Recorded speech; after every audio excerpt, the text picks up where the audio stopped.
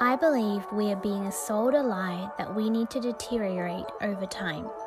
Anti-aging is in our face every day. People are afraid and ashamed of not being young. While aging is inescapable, I believe we can improve as we age. Join me, Belle Carter, as I go on a journey of self-optimization in all areas of life: mental, physical, emotional, financial, and spiritual. Let's get hacked as. Hello, my dear, sweet, lovely hackers. This is a love podcast today.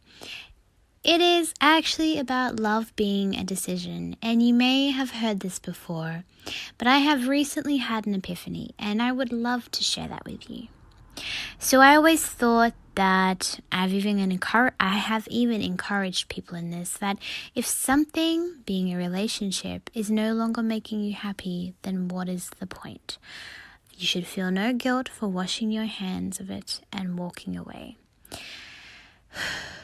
I feel terrible that I have counseled people in this way. It is quite effed that I have done such a thing. I don't think anyone's broken up because of it so far, but still I have given that as advice. So thank goodness they didn't take it completely on board. But that is definitely something that I genuinely believed like a week ago. And the reason I wanted to make this podcast is because I have seen a light, and I know that that's not the way it is. I know that love is a decision, and while the immediate attraction to a person may not be a decision, or the immediate chemistry, that's not really a decision, that's biological or spiritual even. But I want to tell...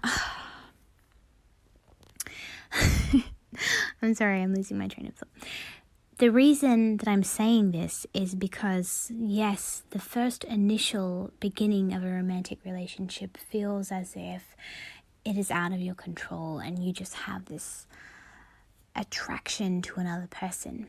And then as time goes by, perhaps the attraction fades. But the thing is this, which is so lost in our lives right now, is that people don't want to work on things anymore. People just want immediate gratification.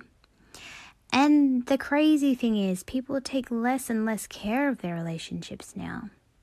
So for example, I want to tell you about my friend, and this person may or may not listen to this, and that's totally fine.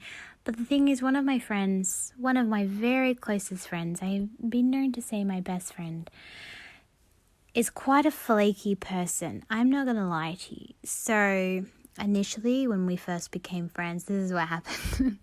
Okay, so let me just tell you the story about friendship. I met this person through my brother. And then we just became friends. We just clicked. And then I invited them to come to the gym with me. I'm like, come to gym, you'll love it. And then they're like, yeah, I'll be there. And then they didn't show up. What? They didn't show up. They told me they would be there, but they didn't show up. So to me, this is mind-boggling. I'm just like, what the hell? And when I was in high school, I had a best friend that I had to cut off because she was so flaky and I couldn't stand it anymore. I couldn't stand not being able to rely on her. It pissed me off to no end. But I loved her as a person, but just the fact that I could never count on her pissed me off. Anyways, so I had to cut her off. But so when this happened with the other person, I was like, okay, just so you know, I don't have people like that in my life. If you say you're coming, you're going to be here. Otherwise, what the hell? Like, what else could you be doing? Like, you just send me a text and tell me. You don't just not show. I don't know if she got a shock. I'm sure she got a shock. Anyways, she was apologetic and things were good for quite a while. And then it happened again. And then I actually just didn't talk to this person again for a few weeks. I just like, nope, what the hell? Like, my friendship is not a right. It is a blessing, okay? It is not a right. So I was just like, what the hell? I can't even be bothered anymore. I can't be bothered. That's just so annoying. Am I the only person who's going to put effort into this relationship? The thing is, I really, really loved her. I really, really, really wanted her around. So for her not to be around made me so sad. It made me so sad. And then I went to an appointment. I had a specialist appointment, and it just had me so emotional, and the only person I wanted to speak to was her. So I just called her. I'm like, what the hell is going on? What are we doing? Like, what is going on? Like, what the heck? And then I realized that we're not all perfect, and different things mean different things. Like, to her, not following through on like meeting up or bailing or something had a different meaning than it had to me. To me, I was taking that as, oh my God, she doesn't like me. She doesn't want to be my friend. I'm not good enough for her. I'm like, it was all this crap in my head that meant to me. But to her, it was just like, oh no, I'm just not coming. I just don't feel like it. It was nothing to do with me. It wasn't even about me at all. It was just about her. So I was like, you don't need to take this way. And then I realized that I had to make a decision.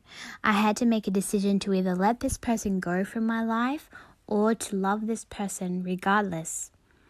So I just chose love. I chose love. I decided that, you know what? Yes, this pisses me off about you, but I love you so much as a person. I love hanging out with you. I love the joy and the wisdom that you bring to my life, and I don't want to lose that because you're flaky. Because your flakiness is, I was giving the flakiness a meaning that she didn't have for it. She has a different meaning to it. It wasn't the same meaning as me.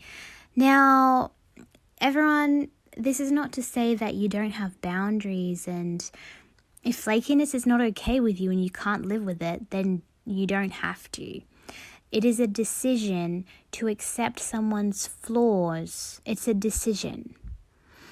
And it's a commitment. And if you choose to be someone's friend, or you meet people all the time, but you make a decision to be their friend. You make a decision to be their best friend. You make a decision to be their partner, be their husband, their wife. You made that decision. And now that decision is set. And I just see so many people throwing commitments away these days. Like, they're just throwing them out the door. They don't mean anything. And it's like, are you kidding me? Like, what does anything mean if we can't even treasure our relationships? We can't even care for our own relationships. I'm saying this knowing that I have a brother I haven't spoken to in a couple of years. I know that. And that's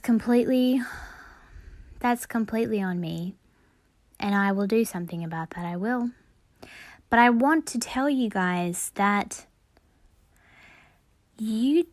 everything is not going to go perfectly. You are going to you're going to fall for someone who's going to push your buttons, but you have to come back to the reason that you have them there, and you have them there because they make your life better. And it's not always going to be easy, and sometimes you're going to have to make sacrifices, and sometimes you're going to be hurt, but that is life. And you don't cut people out of your life just because they upset you or they hurt you. If it's a thing that keeps on going and it's not okay, that's different. But if it's a friend who lets you down, well, life is like that sometimes. And love is a decision. It's initially even that. The romantic love that we see on TV it's possible to us, but it is also a fantasy at the same time because it's unrealistic. And when we see movies, oh my gosh, how many movies are there when the people are courting and they go through ups and downs, and then the end of the movie is they're married. Like, everything is fine now because they're married, and no longer will there be any ups or downs. Everything will be smooth because they are now married. But that's just not life, is it? Let's not kid ourselves. That's just the beginning of a whole nother adventure. And we have a decision to make, and you have a decision to make with every relationship you have in your life. What is the point of going half-heartedly into it? I can't even be bothered to half-heartedly love people. I can't even bother to be like, oh yeah, I love them. I actually want to fiercely love the people in my life who mean something to me, and let them know that. And despite the flaws and everything, we are going to be there for one another no matter what. And that is love. It's not when you're happy. It's not when you feel good about that other person that you do stuff. It's despite when you're mad at them, you're still going to be there for them. When they've pissed you off, you're still going to be there for them. When they've hurt you, you're still going to be there for them. Now, this should be reciprocated in order for it to be healthy. It shouldn't be a one-way thing, okay? So if it's not a one-way thing, this is different. But in order to love another person, you shouldn't even be feeling... You know what I was talking to a friend about this today, and it's... If you love another person, you think now when you've got a partner, you always put their needs before yours and you put them first. But that might sound like now you're living as an empty cup and you're not having a full cup because you're always putting them first. But you see, this should be reciprocated, and it should be happening from them as well. They should be putting you first, so you won't be empty because they are doing the same thing for you. So have your person, and the both of you make the decision to put one another first despite everything. And that is the key. It's not when you're feeling good. It's not about that, because our feelings are temporary and they change. But what is consistent is your decision and your commitment, and every day. It's not easy. I would be lying if I told you it was always easy to get to the gym. I always come back to the gym because that's the thing I have. That's my thing. I would be lying if I told you that was simple and I could do it every time with no dramas. But I have made a commitment to myself that I am going to do it. So regardless of how I'm feeling, I'm going to. There have been days when I've missed my Friday gym because I've been tired. But I have gone on Saturday. I haven't lost the whole session. And sometimes you need that time to recharge and you need to listen and tap in. But I just think that now our self-love is going too far.